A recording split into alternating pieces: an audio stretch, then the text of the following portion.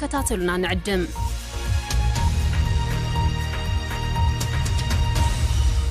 كون سجنتا بي بي سي أفان أوروموت نولين ترا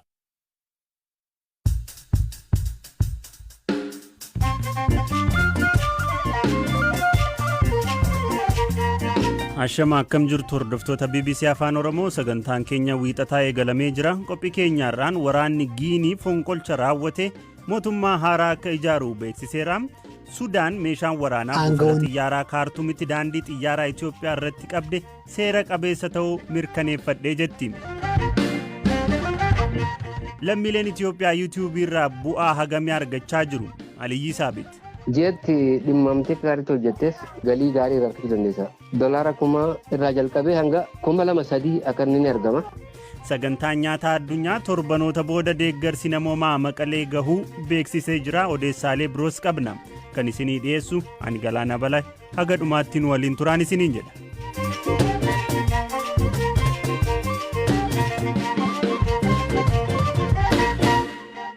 Mootummaan Sudaan meeshaan waraanaa buufata xiyyaaraa Kaartuumitti daandii xiyyaaraa Itoophiyaa irraa qabee seera qabeessa ta'uu mirkaneeffachuu beeksise. Dilbata kaleessaa meeshaan waraanaa buufata xiyyaaraa Kaartuumitti gumruuka biyyattiin qabamuun muddama haaraa Sudaaniif Itoophiyaa gidduutti uume ture. Wanti mudate maal akka ta'e ammayyuu itti aanaa isinitti hima.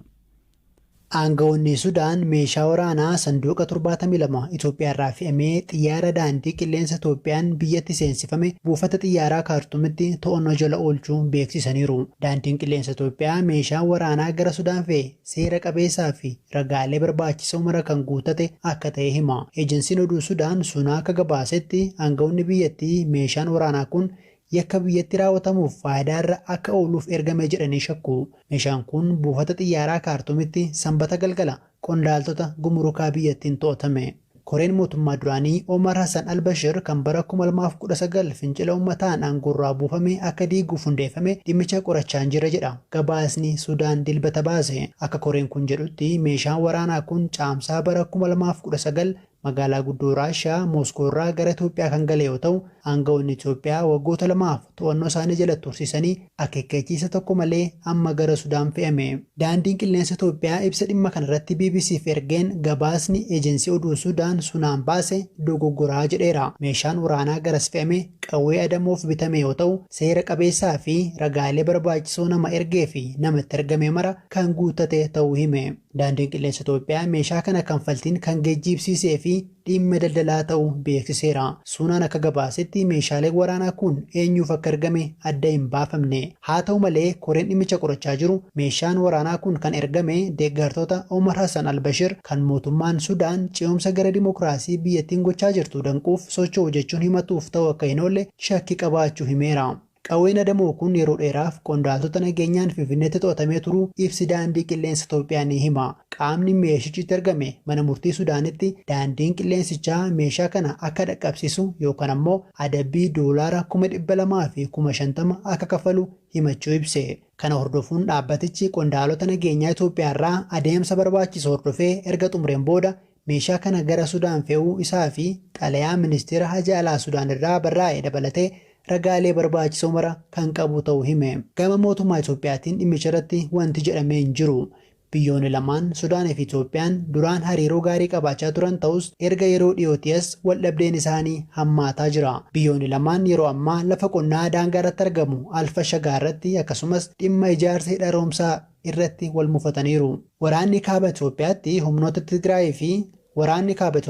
humnoota Tigraayii fi mootummaa federaalaa jidduutti adeemaa jiru ammoo muddama biraa uumeera. Torbee darbee waraanni Itoophiyaa humnoota Tigraay gama Sudaaniin Itoophiyaatti ce'uuf turan irratti tarkaanfii fudhachuu beeksisuun Sudaan hidhattoota kana deeggaraa jiraachuu himee ture. Dubbii himaan waraana Sudaan Birgaadeer Jeneraal Al-Xaahir Abu Haja himannaan Itoophiyaa bu'uura hin qabu jechuun gaafa jimaataa akka ibsan Sudaan Tiribiyuun gabaaseera. Sudaanii fi waraanni ishii dhimma keessa Itoophiyaa keessas ta'e biyyoota ollaa kaan keessa hin seenuu jechuun qondaalli kun himaniiru.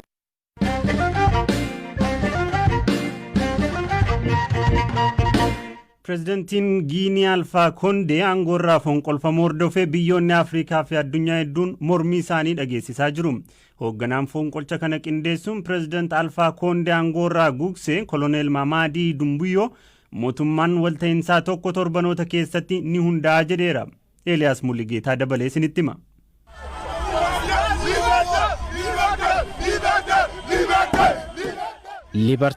Libertee walabummaa bilisummaa jechooti gammachuu kunneen koloneel Mahamadii Dumbuyaa daandiiwwan Konaakirii gubbaa wayita imalan uummataan sagalee dhagahameedha. Ajajaan garee humna addaa Giinii koloneel Mahamadii Dumbuyaa fonqolcha mootummaa gaggeessuun pireezidaant Alfaa Koondee irraa aangoo fudhachuu dilbata kaleessaa TV biyyattii irratti ibseera. Qondaalli waraanaa kun aangoo qabachuu erga ibsee booda karaa naga qabeessa ta'een mootummaa ce'umsaa ijaaruuf waadaa seeneera. Pireezidaant Koondee ammaaf to'annoo jala kan jiran hoggaa ta'u egereen isaanii maal akka ta'u garuu hin baramne. Mootummaan biyyoota gamtoomanii gamtaan Afrikaa fi qaamni ECOWAS fonqolcha kana kan balaaleffatan wayita ta'u biyyattiin gara mootummaa siiviliitti akka deebitu gaafataniiru. Mootummaa humnaa qawween dabarfamu kamuu nan balaaleffadha. Pireezidaant Alfaa Koondees hatattamaan akka gadhiifaman nan gaafadha jedhan barreessaan olaanaa UN Antooniyoo Guteeres. Dilbata kaleessaa dhukaasa sa'aatii muraasaaf daandiiwwan Konaakirii gubbaatti dhaga'ameen booda amma magaaltiin gara nagaatti deebi'uun gabaafamaa jira. Garuu haga ammaa waraanni guutuu fonqolcha mootummaa kana ni deeggaramoo hin deeggaru kan jedhu ifa miti. Gareen loltootaa aangoo qabachuu himan kunneen wiixataa irraatti ministirootaa fi aangoota olaanoo biyyattii walga'ii yaamanii turan. Qondaalonni humna addaa biyyattii namni yaa'ii kana irratti hin argamne kamuu akka fincilaatti ilaalama jechuun akeekkachiisanii turan. Ibsa TV biyyattii gubbaatti kennaniin bulchitoonni naannolee ajajoota waraanaan bakka buufamuu fi pireezidaant Alfaa Koondee hidhamanii jiraachuu himan. Nageenyummaan isaaniis eegamaadha jedhan. Kutaa biyyattii guutuutti daangaa yeroon sochiis labsameera. Hoogganaan humna addaa biyyattii koloneel Mahamadii Dumbuyaa kaayyoon isaanii malaammaltummaa hundee jabeeffate balleessuu fi bulchiinsa badaa sirreessuufi jedhan.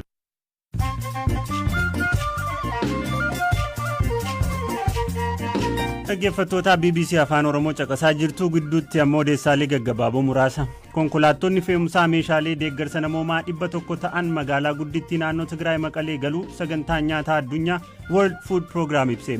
Meeshaaleen deeggarsa namoomaa toonii 3,500tti tilmaamaman kunneen nyaataaf meeshaalee dhala namaaf barbaachisoo biroo of keessaa qabaatu. Sagantaan nyaataa addunyaa deeggartoota biroo waliin ta'uun rakkoo kaaba Itoophiyaatti lammiilee mudate furuuf meeshaalee barbaachisan garas fe'uun akka hojjechaa jiru himeera. Hidhamtootni Paalestaan lafa jala daandii qotuun mana hidhaa Israa'el keessaa miliqan. Erga loltootni Paalestaan 6 lafa qotuun mana hidhaa Israa'el eegumsa olaanaa qabu keessaa miliqanii booda warri Israa'el adamsaa jiru. Namoonni kunneen ji'ootaaf kutaa keessa turan keessaan karaa lafa jalaa qotaa kan turanii fi dhumarrattis karaa guddicha mooraa mana hidhaa Gilboora marsee jirutti baasuutu himame. Ilmi bulchaa duraanii Liibiyaa Muammar Gaadaafii ka ta'e Saad Gaadaafii hidhaa Tiriipoolii irraa gadhiifame. Koomaandarri duraanii humna addaa Liibiyaa kun erga bara 2014 hidhaarraa kan ture hoggaa ta'u yeroo tokko kubbaa miilaan beekamuuf yaalii gochaa ture. Taphataan duraanii idil addunyaa Faransaay Jean Pierre Adams kan waggoota 39 darbaniif of wallaalee ture umurii 73tti du'aan boqote. Taphataan kun bitootessa bara 1982tti ture wal'aansa baqaqsanii yaaluu jilbaaf hospitaala kan seene. Haa ta'u malee yeroo wal'aansaa akka hadoodu qoricha kennameen wal qabate dogongora uumameen osoo of hin bariin haga lubbuun darbutti.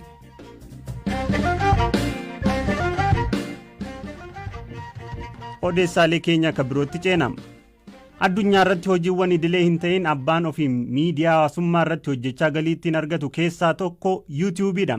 Addunyaa irratti namootni hedduun sagantaalee jireenya dhuunfaa isaanii irraa kaasee haga hojii idilee waajjiraalee gurguddaa keessatti hojjetan dhimmoota kamuu irratti sagantaalee hojjetanii YouTube irratti maxxansaniin miiliyoonara ta'aniiru. Itoophiyaa keessatti miidiyaan hawaasaa kun madda galiis burqaa hubannoos ta'eera. Dhiibbaan hin malle hojii qajeelaa hin taaneef ooluu isaatiin dhufu akkuma eegametti ta'ee jechuudha. Wintaanaa Yilmaa chaanaalii YouTube keessatti qacaramtee ji'atti mindaa 10,000 argachaa turte dhiiftee ji'a 3 dura ka dhuunfaa ishee banatte. Waa'ee jireenya dhuunfaa ishee fi maatii ishee irraa namni akka barnoota argatu barsiifti. Bu'aa YouTube irraa argatte akkasiin himti. እና ይሄንንም ስራ ለመስራት መጀመሪያ ያነሳሳኝ የራሴ ህይወት hojii kana eegaluuf kan na kakaase jireenya kiyya kan maatii kiyya keessa jirudha. Hojii YouTube irraa kan hedduu na gargaare yeroo akkan qabaadhu na godheera. Yeroon mucaa koo waliin dabarsu naa kenne, yeroon maatii koo waliin dabarsus naa kenneera. Yeroon dhuunfaan qabaachuu fedhus jira. Amma kanfaltiin isaas gaariidha. Dhuunfaa kootiin ergan eegalee reefu ji'a 2 dur kanin argadhu 10,000 irraa amma 30,000 argadha. Guddachaa akkan deemu gaaffiin hin jiru. Nan dadhabee hin jettu yeroo hojjettu. Waan gaarii dhiyeessuuf ni yaalta. Waan keeti waan ta'eef yeroo kee guutuu itti kennitee hojjetta. Hojii YouTube'n hojjettuuf kan dursuu qabu of beekuudha.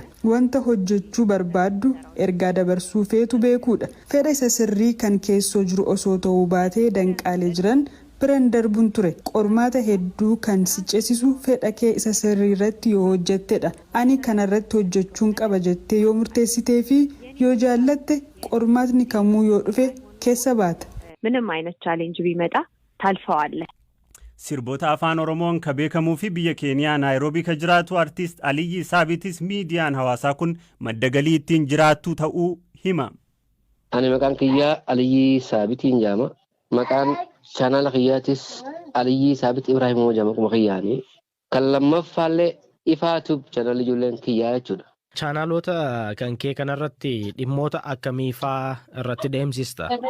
Dhimmoonni chaanaala kiyya irratti hojjedhu dhimmoota waa'ee xiinxala siyaasaatii fi haala biyyattiin keessa jirtuu fi oduu afaan Oromoo, afaan Amaaraa, Finfinnoo, afaan Tigreellee hundallee ni dabarsa. Cufallee afaan Somaaleellee hundallee ni dabarsa. Chaanaalli kiyya chaanaala akkuma Itoophiyaa biyyi teenya biyya sabaaf sablammoota hedduuti. Chaanaalli kiyyallee akkasuma chaanaala sabaaf sablammootaatiin filatu. Chaanaala kee kana kophaa hojjettamoo garee yookaan ijoollee waliin hojjettu fa'aa qabda? Kophaa kiyyaan hojjedha. Kophaa kiyyaan hojjedha irra caalatti irra guddinatti garuu na wajjin hojjetu fuulduraaf barbaachisuun oolu jeetii yaada. Ammaaf immoo warra siyaasa analistii godhuu fi warra waa'ee biyya keessa jirtu beeksisu dhimma rakkoo biyyaarraa dubbatu warraan abbootiin naaf hayyaman hundaa'uuniin maxxansa qomootiyaan haga ammaa gallakkisuu ture. Chaanaala YouTube irraa namoonni Itoophiyaattis dabalatee biyyoota biraa irrattis galiiwwan garaagaraa argatu.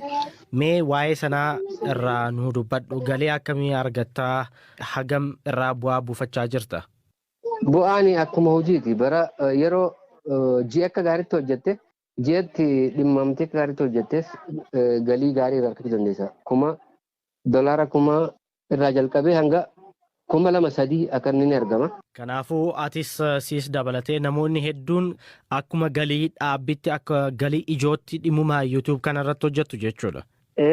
Ani yeroo dheertu kan jalqabe ammaa miti tureeyyuu yeroo nan jalqabu namoota muraasaatu waanuma YouTube kanaa beeka tureetiin jedhanii kan jalqabe irra guddatti isumaatu kabarna godha baay'ee isuma YouTube hojiin YouTube jechuun dandeessa. Yeroo jalqabaaf waggoota 3 dura hiriyoota isaa waliin diraamaa hojjetee YouTube gubbaa gadhiisuun namoota 60 caalleen ka daawwatameef maqaa Miikii Maayikoo jedhamuun ka beekamu Miikiyaas Taklamaariyaam ammoo amma ji'atti haga qarshii 220,020 sagantaalee YouTube irratti maxxansuun akka argatu hima. Namni kamuu YouTube irratti hojii bu'a qabeessa ta'e hojjechuun galii argachuu danda'a jedhama.